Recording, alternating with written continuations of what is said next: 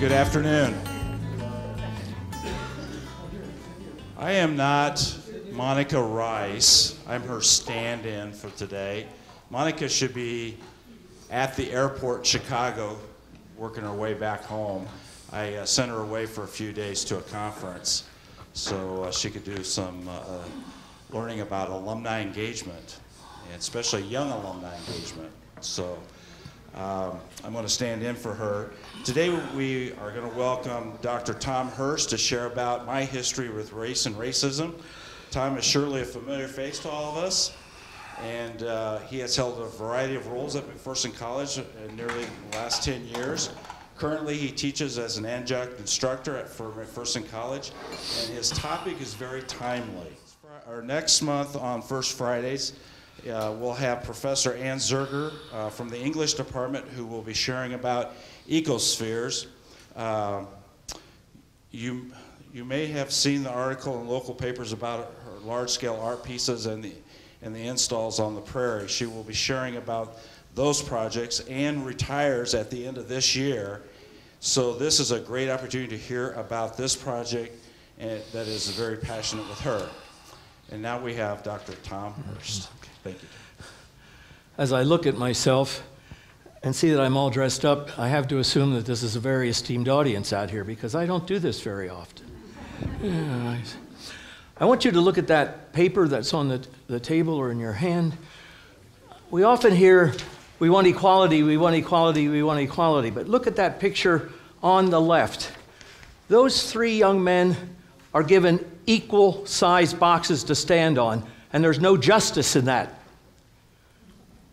There is no justice in that type of equality. If you look at the picture on the right, you see the boys of different heights have different size boxes they can all see. There's justice in that equality. I want you to think about that today as I share, because asking for equality when people don't start at the same place only promotes continuing and ongoing inequality. And we don't recognize that.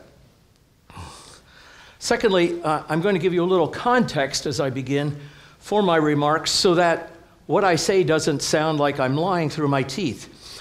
I want you to understand what and how I was taught so that you understand later on. When I was a preteen, I had my bedroom bed facing east because the Bible said that Jesus was coming back from the east. I wanted to be ready. I remember thinking often about Judgment Day, and I could see in my mind's eye standing before this humongous old man, God, who was holding this big book in his lap and reading to me a list of all the sins I had committed. Sunday morning worship was scary. Sunday school, on the other hand, was a time of joy, with singing, acceptance, talk of love and being loved, and talk about how God created all of us to be equal in his sight. I was brought up in a world where literally everything was right or wrong or good or bad. There was no gray to life, no effort to think about context ever. And my community was all white. So when my parents decided to host a fresh air 12-year-old African-American female from Baltimore for a summer week, the issue was never color with us because God created all of us equal. My parents must have hosted a Baltimore inner city gal every summer for 5 or 6 years. That was my first ever exposure, not only to African American people, but also to inner city people. And the issue wasn't race, it was providing somebody from the city a chance to breathe clean air out in the country. I never thought about race.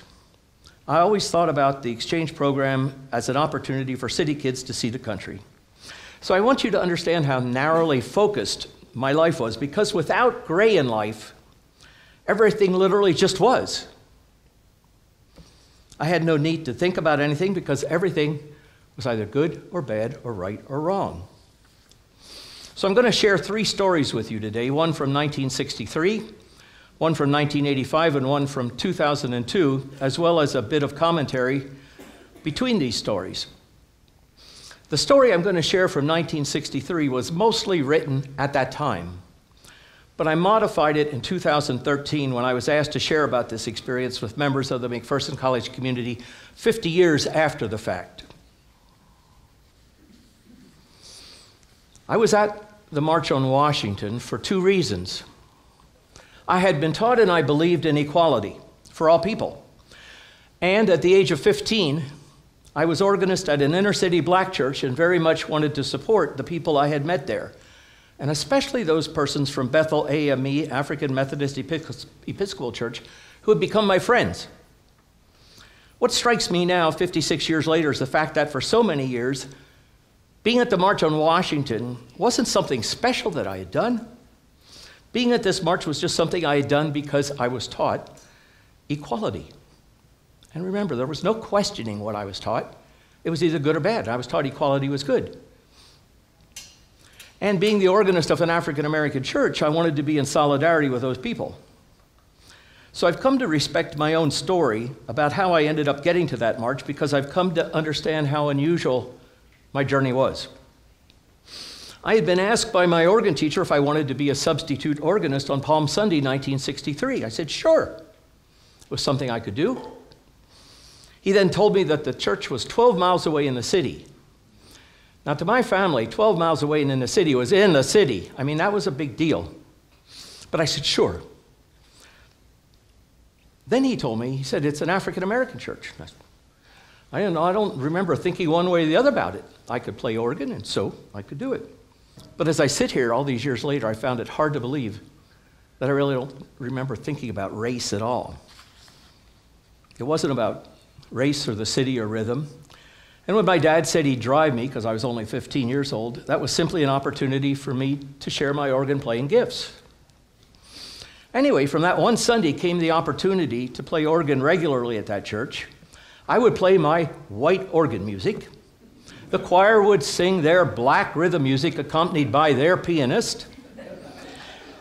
I tried to follow the bulletin, but the bulletin was really only an outline, not a full reality of the actual service at all. I remember that Palm Sunday as a day of lots of surprises, from church beginning at 11 o'clock and ending at 2:20 p.m., to the taking of 3 offerings. I had only prepared music for 1 offering. That's what I was used to. So many new things for me. It took me several months to learn all the components of the morning worship service that were never included in the bulletin.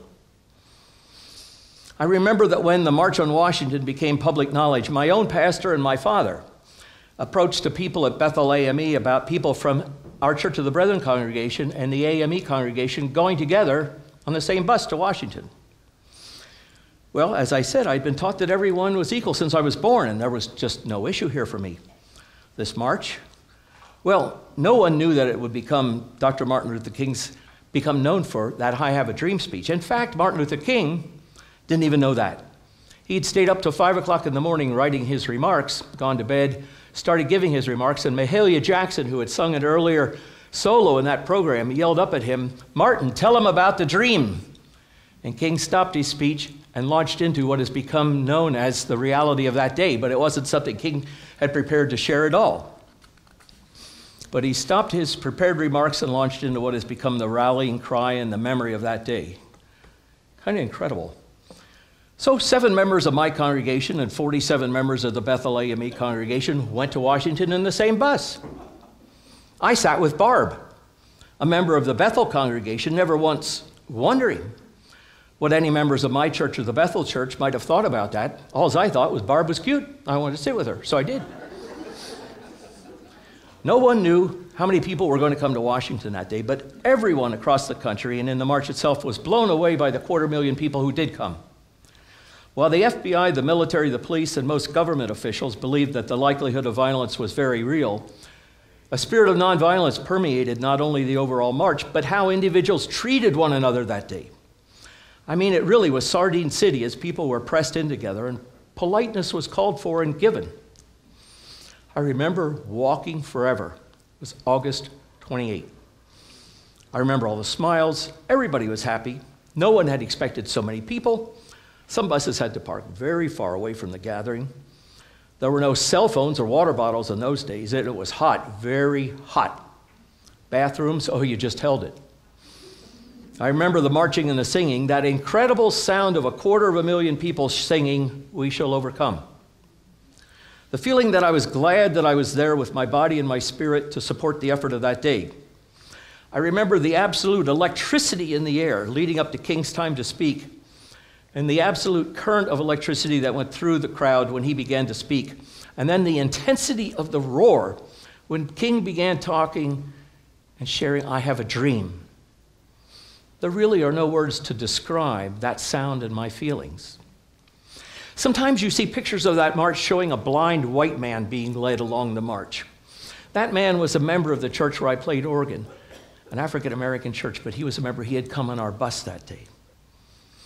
Truly, it was only decades later, that I began to think, my gosh, how truly strange and remarkable it was to have me, a rhythmless 15-year-old white boy, playing organ at an inner-city black church in the early 60s. In cities including Lancaster, there were riots, burnings, violence. I just never thought about any of that at the time. And I've come to a deeper understanding of what I didn't know. I really did not then, and only partially do now, have any idea at all about what inner city life is like for black people. But we don't need to know everything to do what's right. And I have to admit, it's only been in the last few years that I began to think about this part of my life from what may have been the congregation's point of view. I mean, really, how did individuals in this congregation feel and react inside themselves to this 15-year-old white boy sitting in the front of their church playing organ? Was I a statement, a symbol from them to the world? Were there individuals who may have stopped coming to church because I was there?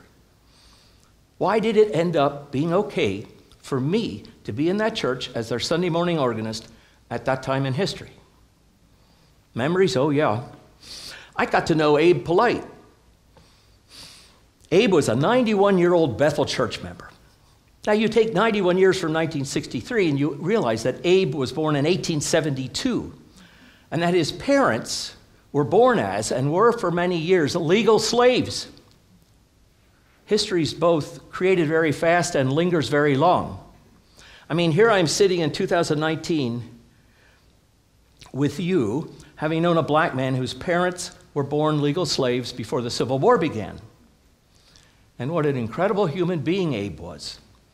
And for me, what an incredible span of U.S. history I've been able to touch. I imagine that for those looking in from the outside, there was meaning and symbolism and possibly even some practical mental challenges in asking me to be and knowing that I was the organist for an inner city black congregation in the early 60s. I played organ at this church for 2 full years.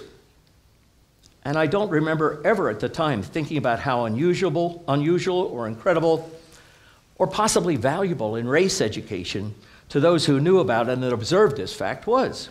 And nobody ever talked to me about it. This march was, at the time, the largest, most significant march in Washington, D.C. history.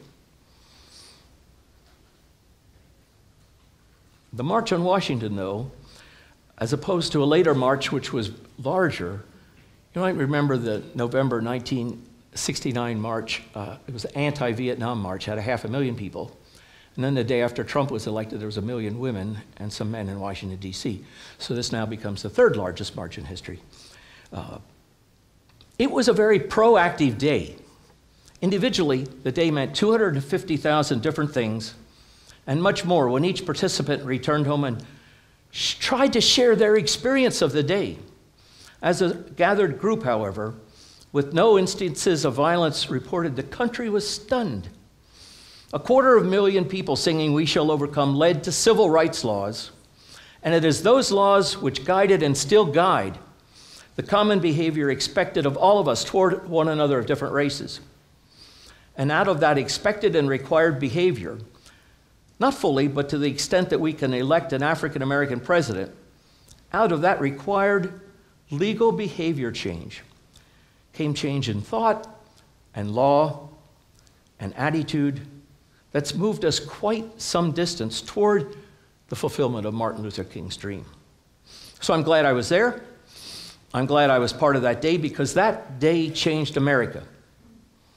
That day likely changed me also by strengthening my belief that all of us are human beings deserving of respect and love. 56 years of my life have gone by since that march. And I pray every day that I continue to live out my beliefs that we are all God's uniquely created gifts to one another. Well, between that story and 1985, the next story, I was assistant director of the Philadelphia Regional Introduction for Minorities to Engineering in Philadelphia. Private corporations at the time were pouring literally millions of dollars into minorities and engineering programs across the country, following a Sloan Foundation report that showed that the percentage of blacks, Hispanics, and Native Americans in this country at that time was 12%, but the percentage of professional engineers in those three groups was less than 1%. Sloan Foundation and corporate America decided to change that. I was privileged to work at, and my boss and I were able to develop that program into what became the standard for what became dozens of these private public school, university, regional educational consortiums around the country working on this issue. Most of the public school teachers I worked with were minority. Most of the top levels of corporate America that I worked with were minority executives. Most of the university people and community groups and government people I worked with were minority people. I worked for this organization for 7.5 years, and it was a heady time for me as a young man.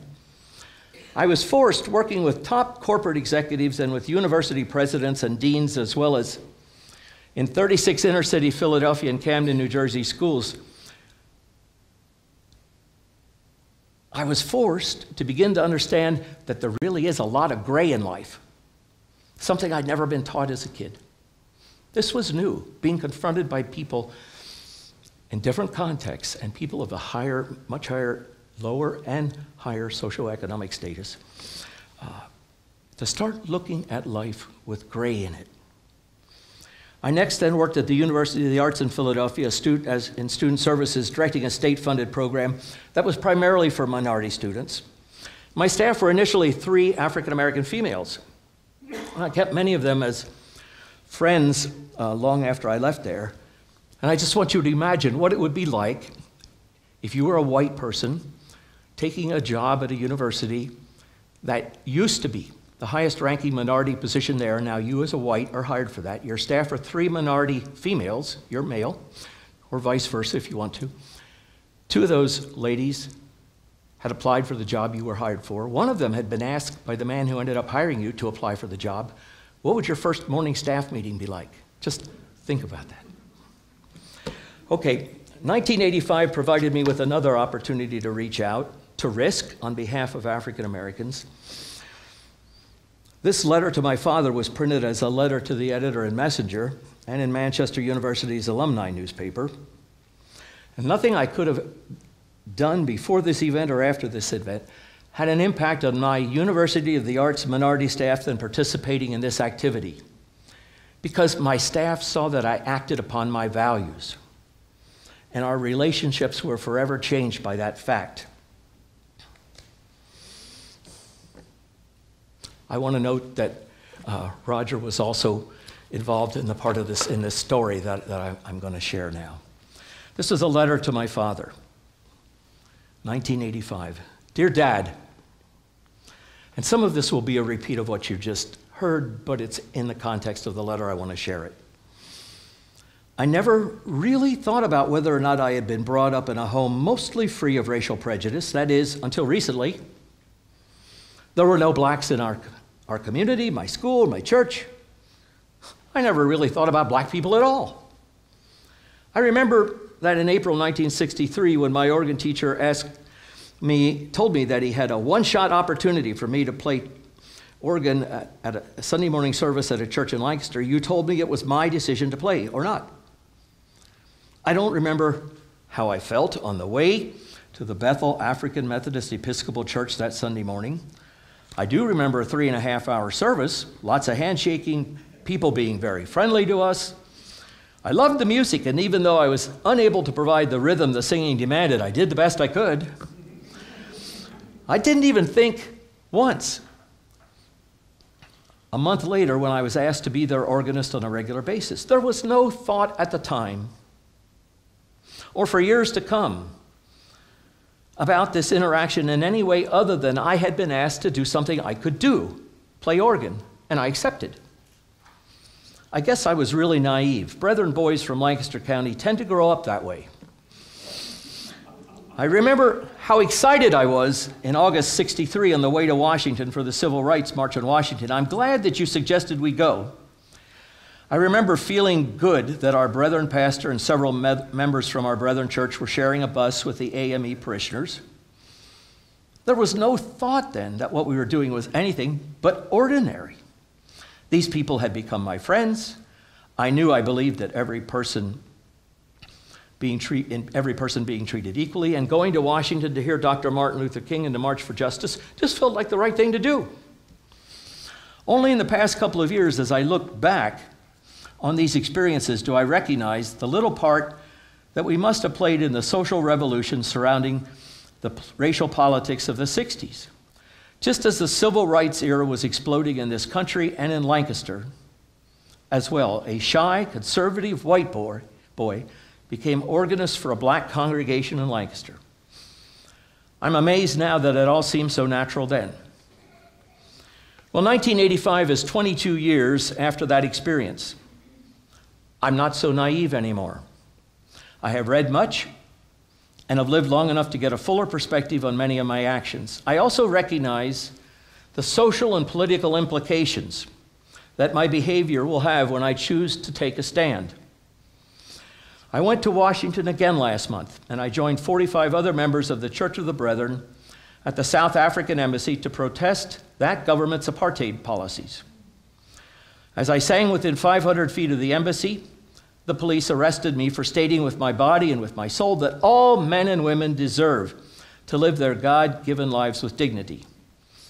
I was only a number to the embassy staff and am but a footnote somewhere in a police blotter. But what was important for me that day and is important for me today is knowing that I had the opportunity to stand up for something I believed in and that I took advantage of this opportunity. 130 people marched and chanted close to the embassy. While the press recorded our actions on film, 39 of us were arrested. We were walked from the embassy to the paddy wagon, frisked, handcuffed, and packed on benches inside for the ride to the 2nd Precinct headquarters. My handcuff strap was pulled really tightly into my wrist. Somehow it felt important to me to experience a little bit of pain. I wondered how many brethren would understand our attempt to be faithful to the call of Christ to love one's neighbor if they saw brethren, leaders, and lay people packed up with our newfound non-brethren friends like sardines in a police paddy wagon. I wondered how the black policemen felt. Some of those policemen teased us about our involvement in white-collar crime. Did they realize, I wondered, that our actions were as much a statement of concern and a hope for a better tomorrow for them as for their black brothers and sisters in South Africa? I found it difficult to feel the severity of the situation in a new, tidy, quiet police precinct building. The structure and the tone inside that building was nothing like the television show Hill Street Blues. I sat by myself deep in thought, waiting for my name to be called. I wondered about this method of being faithful, allowing myself to be led like a sheep through pre-planned activities, culminating in arrest and arraignment. Well, our processing included fingerprinting, posting of a $50 bond, answering questions about ourselves. Lawyers volunteering to provide assistance to the people arrested daily. This went on for a year and a half with people of faith arrested every day. Arrested daily at the South African Embassy were available to talk with us following our processing. Our appointed time in court the next day, 9 in the morning, we were told, would entail only a short wait. Well, I must tell you that I learned more from sitting in an inner-city courtroom for what turned out to be 5.5 hours than I ever did in any of my social studies classes in high school. Seen up close, the ultimate discretionary and disciplinary power of the legal system over our lives is at least thought-provoking and a bit scary. I tried to put into context our physical and emotional unease at being kept in a courtroom for 5.5 hours with the daily beatings and killings and systemized brutality of blacks in South Africa on whose behalf we were protesting. I tried to put in context our unease with the years and years spent in jail by some South African black leaders simply for treatment, asking for treatment to be treated as a human being. The treatment we as Christians at least give lip service to as we talk about our belief in the equality of men and women. Well, our names, followed by the case docket number and the charges against us were finally read at 2:30 p.m. And as had happened with the more than 3,000 other protesters at the South African embassy and others around the country, the charges were dropped, our bail money was refunded. Dad, I would have felt real good if your health had permitted you to join me. Please know that you were with me anyway. Your ability 22 years ago to permit me to make my own decision about playing organ that Palm Sunday at a black church has had much more impact on my life, I now realize. I thank you for joining me in church that Sunday and almost every Sunday I played organ. I also thank you for showing me that you believe every human being on this earth has value. I thought of you as the handcuff strap was being put around my wrists, knowing that somehow they were also going around your wrists. The handcuffs and the arrest were taken in stride, recognized as a consequence of my action, even though they signified going against our system of law. They had no effect, though, on a set of beliefs that have been transmitted from father to son in a manner that leads me to be able to stand up in the face of evil and shout out how wrong that evil is. Your thanks for instilling in me a sense of caring for all people was my simple act of civil disobedience at the South African embassy. As I was fingerprinted for caring about the killing and injustice in South Africa, I felt your presence. As I was put in a paddy wagon and led to a police station for processing because I dared oppose a system of government that attempts to denigrate the spirit of an entire people, I remembered the AME choir singing in our brethren church. And as I sat in court and waited for the charges against me to be read, I remembered having AME parishioners for dinner in our home. My concern that day was to be faithful to the gospel of Jesus, which tells me that as I do it to the least of these, I have done it for him. For there remains the opportunity to stand alone against the enormity of any crime against humanity, to feel the suffering and the pain, the cruelty crashing down upon one's head, and yet to summon up enough strength to cry out, enough! For all God's children, the opportunity remains to choose love over hatred, knowledge over ignorance, action over apathy, and compassion over ambivalence. We have the opportunity to learn the sad stories of the past and of our own day and create from them the hopeful stories for our future. By your living example to me, Dad, I know how much you believe that all people are God's people. I have learned this from you. My two sons were with me in Washington. I sincerely hope that even at their tender age, they see, through my act of civil disobedience, that believing in justice means living out that belief day after day after day. Your loving son, Tom.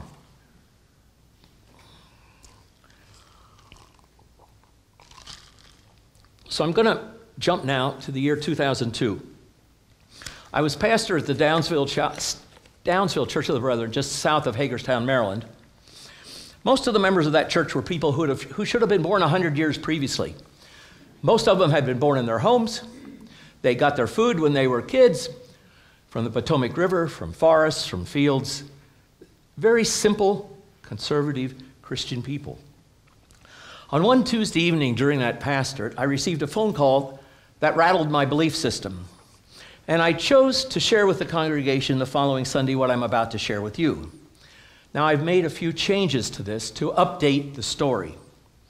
But the essence of what you will hear is what was shared that Sunday morning, and what I share 3 times a year with my ethic classes, something that I hope makes them think. I used to know inside myself what I thought about peacemaking and loving one's neighbors, and about loving one's enemies. I was really sure how I felt.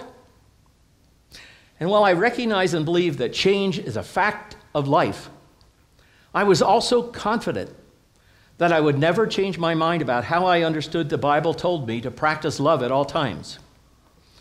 Oh, I'm aware that each of us choose all of our own behaviors and reactions to the world around us and how this world and the people in it behave toward and treat us. I know that people who are intending to harm others can be changed by our behavior. For instance, if you are a woman and you find a man in your bedroom at 2 a.m, what's that man expecting from a reaction from you? He's expecting fear and anger. And if you do not give that man fear and anger, but you say, oh, something like this, oh, I thought I had locked all the doors tonight. Did you find one open? That unexpected non-anger, non-violent response will, in 4 out of 10 cases, so disarm that person that the woman will not be harmed. Now, that's still 60% of the women will be harmed, but it does show that our behavior can change how others are going to act. So I learned well what I was taught in Sunday school as a child. I've taught myself, at least intellectually, new ways to respond to fear and danger. But I'm becoming convinced that my understanding of what I used to think loving one's enemies meant was a bit immature and distorted. For instance, remember this happened a year after 9/11. In the aftermath of 9/11, what does it mean to show love? Do we really have any idea how to love the hate out of people who intend us harm? How to show concern and friendship to those who are different from us? Oh, we can be friends with people in our own community who are significantly different in one way or another than we are. I don't know if this still goes on, but when we were living in Westminster, Maryland, that Church of the Brethren allowed the Islamic community to use the lower level of that church for their Friday prayers. So we can be friends with those people who are very different from us. But related to persons who I might end up believing have a distinct enough hate towards me or someone I love that they would harm me or those others. Possibly the most loving thing I can do in that situation is to make certain that they are unable to carry out any harm, even any potential harm. It was 2002. A middle-aged couple were in their home in downtown Martinsburg, West Virginia. Now, Martinsburg is only an hour, a little more, of a ride from Washington, D.C. It's the southeastmost town in West Virginia, far enough away from Hillbilly Alley that it's not really much associated with the larger part of West Virginia you like to think about. But it's not south enough so that all of the lessons of the Civil War have been learned by everybody. The neighbors to the north of this couple in their home didn't like them. In fact, the father and son had often damaged the fence between their yards, which was one of the things going on that Monday night. BBs were being fired against that couple's house. Insults and curses were being yelled. And as they had done in the past, this young couple called the police, who came and calmed the neighbors down. But the police said that unless actual harm was done, they could do nothing more. Well, later that evening, needing to cool off, the gentleman half of that young couple went outside to walk around the block. He wanted to clear his head. And when he got 3 houses away from his house, upon turning the corner, he was attacked by this father and son neighbor and viciously beaten. His left arm, elbow, and shoulder socket, he's left-handed, were damaged so badly that for a while doctors felt he'd need a new shoulder joint installed. A broken beer bottle was used to slash the top of his head and his face. He had 23 stitches on the front of his face. His eye socket was shattered. He underwent hours of surgery over the next few days. This man is a veteran. He served our country in the Army. He was at the time a National Park Guard. In fact, the National Park Service has a color guard that goes all around the country representing the National Park Service in parades around the country, and he was part of that color guard. 2 years after that beating, his name's Willie, he had surgery again. They went in through the front of his neck, put some plates back here to try and stabilize his spine, and about 3-4 years after that, they went in the other side of his neck, trying to stabilize his spine so that he wouldn't have so much pain and he could function relatively normally. His spine had to be stabilized. In 2010, this man had to quit his job because of the ongoing constancy and severity of the pain 8 years after. He could not sit up to ride a riding lawnmower for more than a few minutes. He still, 17 years later, cannot drive his car very far. The Veterans Hospital that he goes to could not seem to find a way to help him with his pain. A couple summers ago, for 2 consecutive nights, his wife had to drive him to the Veterans Hospital because he had unimaginable pain. This pain, all these years after the attack, is constantly with him. Now, there are 2 reasons, 2 really stupid reasons, that this couple was continually terrorized. Reason number 1 has to do with the fact that this man was beaten because God chose to give him a black skin color. And reason number 2 is the fact that Willie has been married to my white sister for now over 40 years. And the people next door didn't like that mixed race marriage. He's as fine a man as I've ever known. Now, I don't mind telling you, in fact, I'm glad I can share with you, because I struggle with this situation. I don't quite know how to love when I think about how brutally my brother-in-law was beaten and how continually, even 17 years now after the day, he suffers day after day after day. All because of his skin color and the fact that he's married to my white sister. I think that's asinine and stupid that happened. Oh, I'm well aware of the symptoms. Low self-esteem, the need to feel bigger and better than anyone else, fear of life itself, a feeling of discouragement because of one's economic and social status, a warped sense of humanity. But to hate someone for something that God has given to each of us, skin color, to hate someone for a completely God-given gift is well beyond my ability to understand. So I ask myself, what exactly is love in this instance? Oh, of course, I show love and concern for my sister and my brother-in-law, but now I find that I have another problem. How do I go about showing love for this father and son, these 2 men who attacked Willie, my brother-in-law? Or is there a way that I should be showing love to those who potentially only could be attacked by these men for similar reasons? I don't mind telling you that today, excuse me, even years after the beating, I still feel a bit confused inside myself. But I decided finally that these men should not be allowed to be free with the ability to harm others, even though I didn't know whether or not they would harm anybody else again. I didn't want them to have the opportunity. So I helped my sister and brother-in-law with legal issues. Beating up someone because of the color of their skin is a federal hate crime. And from the Martinsburg City Police to the State District Attorney's Office to the FBI field office, I encouraged my sister and brother-in-law to press charges, wondering all the time, is this the way of Jesus? What exactly does it mean to love my enemies? How exactly do I do that? Do I owe future potential victims of violence from these 2 men anything? I also encouraged my sister and brother-in-law to use the NAACP Legal Division to help them with advice and legal help.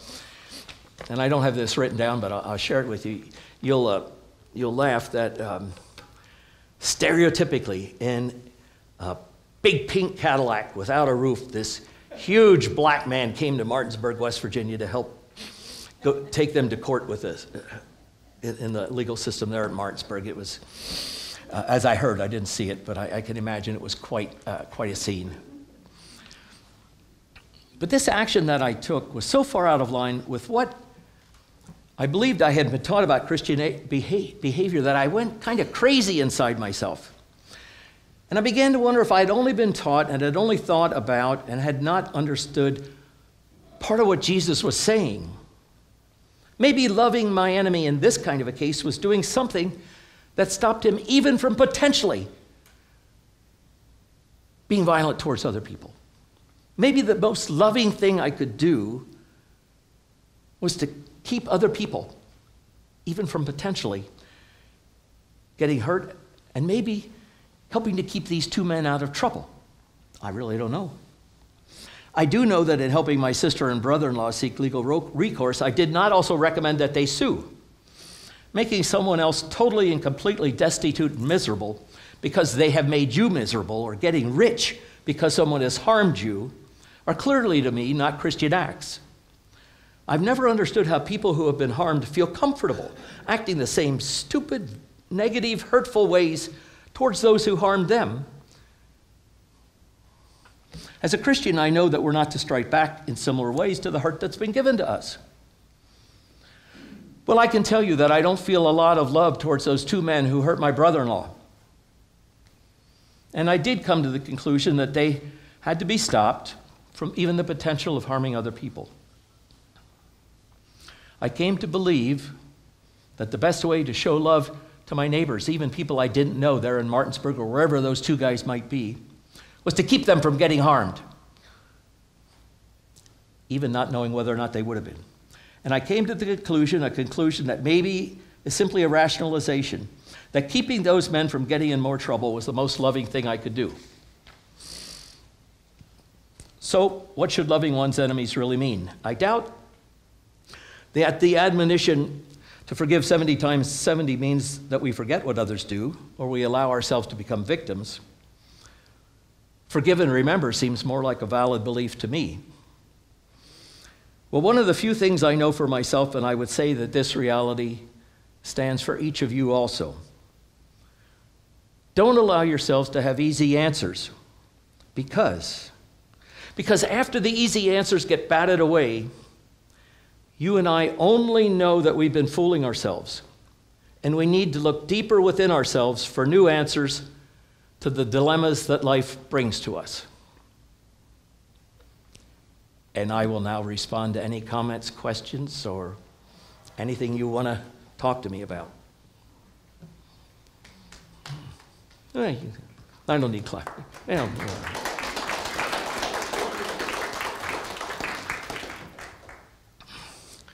What do you want to talk to me about? I grew up thinking that the world was fair as a kid growing up until I was about 11 years old, between 10 and 11. And I learned that black people were not liked and Indians were not liked. And I wanted to go to town and tell people that Indians didn't have tomahawks anymore. Because one of my close friends that we played with, she was an Indian. And we played cowboys and Indians, and she did not have a tomahawk. So I figured none of the Indians had tomahawks. And anyhow, that's one of the big impressions in my life. And my father said, well, one, he wasn't going to take me to town. And the other was, he told me that treat people the way you would like to be treated, and people will learn from you. And I'm 76, just about, and that has stayed with me all my life, to treat people the way you'd like to be treated. We're taught that, most of us are taught that. Yeah, thank you for sharing. I hope you get the context of this now. In our society and culture right now, we are arguing about whether or not equal opportunity programs should continue to exist because black people have gained so much. But I want you to see that when you do not start in the same place, just giving equal opportunity to people only creates ongoing inequality and injustice. So anyway, what else? Tom, whatever happened to the two individuals that beat up your brother? They spent 7 years in jail, and my sister and brother-in-law moved.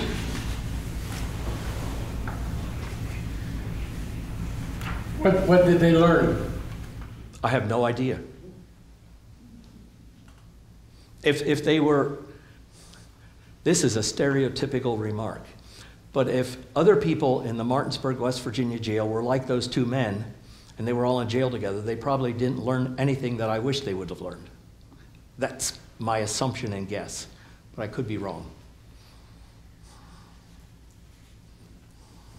Yeah, Leah. With the march in Washington in 1963, you mentioned that was a turning point. And then, in some ways, many people viewed the election of Barack Obama then as kind of the indication that we had really arrived in terms of some kind of racial equality here. But realistically, that wasn't so, and it would seem to me as if we're experiencing today in our culture a rise of racism that's every bit as vicious as it ever was. My question would be, is there anything that we can do about this other than just sit back and wring our hands? There's always context to everything, and we may recognize some of what's real and some of what's appropriate, and we may not. My personal response to that is, in this country, in a very few years, white people will also be in a minority. We will be under 50%. That reality to a segment of the American population that's white is incredibly scary, and they are acting out of that in ways that are very violent and vicious. And I don't know how you help what's about to happen become okay for that group of people who want to be violent and vicious towards minorities who will soon, outnumber us. I had something else I wanted to say. I don't know. I do think if you could think in your mind, could have we elected an African-American president 15 years before that? The answer would have been no. So something happened that was possible. And other things are happening that things are possible. If Nelson Mandela can be in jail 27 years and get out and lead a country without provoking revenge, then somehow we ought to be able to help move this country from a predominantly white to an all-minority country in ways that are nonviolent. And that starts, it seems to me, in the legal system. What else is there as a common cultural baseline to get us to act the same way? It starts with the law. And behaviors are required to be changed. And hopefully, over time, little by little, behaviors are changed. But it has to, I think, start with the law. I'd like to think it started with morality and in our churches, but I don't believe it does. We learn what we're supposed to do and why, but we don't learn how. And so we don't do much with what we're supposed to do, because we don't know how. Ken? What kind of response do you get from your students who basically are, 18 to 24? It depends on the class. I'll do this next week in a class that has one minority student from the Congo. Last spring, I had students from 4 different continents, 6 countries, and there was an equal number of guys and gals and just all kinds of colors. So it depends on the class. It's not a common response. Especially to this last story, everybody's very intent, and then when I say it was my sister-in-law, they realize it's a personal story. I don't share those other 2 stories first. So that's different. The other 2 don't just go by themselves. You may or may not recognize that the Children's March in Birmingham in May of '63, where the racist mayor who drove around town in a white tank was kicked out when nobody would ride the buses. Only after that, in May, came the idea for a march in Washington 3 months later. So, things happened very quickly. So I show that children of Birmingham. I say, look what these children did. 9,000 little children, some as young as 4, went to jail. The city didn't know what to do with those kids. They changed the whole system in Birmingham, followed by the march, and then the legislation that came out of that. So things do happen. Did I answer your question? I get going and Do you have anything else to say in describing the response of students? I think some of them ignore what I say. Some of the white students ignore what I say. I can tell you that sharing these stories with the minority students makes that relationship grow significantly, immediately. They realize that, at least in some instances, here's a white person who's put his body where his words are. And that makes an incredible difference to them. And the conversations we can have are much easier and better. And Sometimes students I haven't had in class who are minority will come up and ask me, I understand you were at the March in Washington, or something like that. So the word gets around, I guess. Herb. If I could comment in that regard, we're the third, we used to be the most diverse campus in the States. We're now number 3. Central College, by the way, has passed us. But the one survey I recall seeing last week of graduates, have you experienced prejudice at McPherson College? I think it was around, correct me if some of the rest of you've seen this, is only 6%, which is incredibly low. In fact, it's just fabulously low. So apparently, our students, if you look at the men's tennis team, for goodness sake, 8 countries are represented on the men's tennis team, all right? So on this incredibly diverse campus, only 6% are experiencing prejudice. And I presume that they're being honest here. Yeah, this is an astounding campus. I have one sophomore seminar class right now with 1 out of 25 students born in Kansas.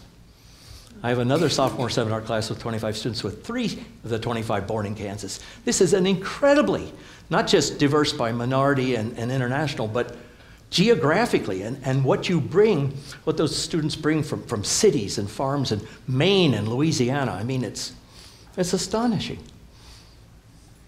Steve. I think one of the challenges I observed in McPherson College has to do with how defensive people are when you have conversations about what it means to be white and white privilege. And I'll give you an example.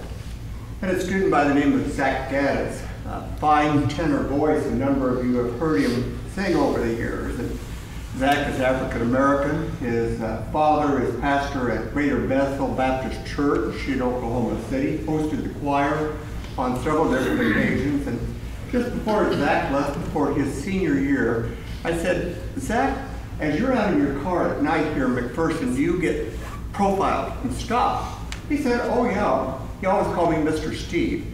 He said, Mr. Steve, but that's all right. That's just the way it is. If you're a young black man here in McPherson, you're going to be stopped. And I responded, it's not right, but I know the student services folks at McPherson College work really hard to develop a relationship with the local law enforcement folks in terms of this county.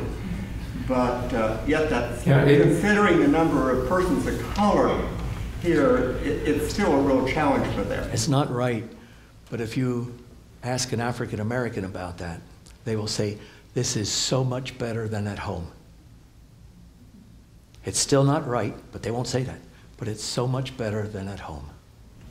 And they're taught how to respond at home to those white authority figures. Gail? Yeah, that's what I was going to comment on, is that there's such a difference between the college and the community. And I think that's so true, in a lot of places. And I grew up in Milwaukee, but until they did busing or they did things where they, and separate and equal never existed, never. At least not in Milwaukee, as far as I was concerned. And I didn't really think about that till I was in high school, you don't as a kid necessarily, because you're in your own little neighborhood and it's a big metropolitan area. And I didn't drive, I rode my bicycle. I didn't have that same interaction. And I tell people it was great. One time at college, I had a friend who was black, and she said, well, come sit and eat with me tonight. I said, great. And I sat at this table, and I was the only white person. And I thought, you are doing this for just this short little time. And these people are in this situation at Carroll, because we didn't have that many black students in Waukesha, Wisconsin at that time at college. So I thought, they go through this, like you said. They say, oh, that's all right. Like Stephen said, oh, it's all right. Yeah. They become accustomed to it because this is what they have to deal with every day. So I guess part of what I hope you take from this is that, we can elect an African American president, so some things culturally are changing in a rather dramatic way. If you just compare that to a few years before that. But there is no reason at all to think that we don't need to do more, or that we're each not responsible in some way for generating justice as we seek equality. Roger. You based a lot of your conversation on the fact that you come out of the Christian tradition that has impacted your life. How can you help us as North American Christians to identify with the majority of Christians who are not North American? We are already a minority.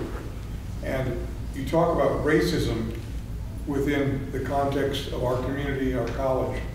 But what about within our church globally? I'm going to kind of respond to that. I can remember talking with international students who were in this country, and they simply did not understand American racism. It wasn't part of their culture. They didn't understand. And so I can have conversations with them.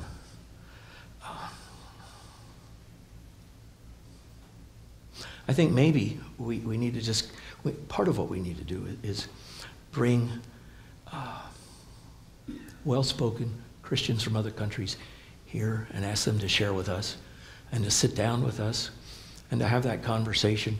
We kind of have those speakers come to our churches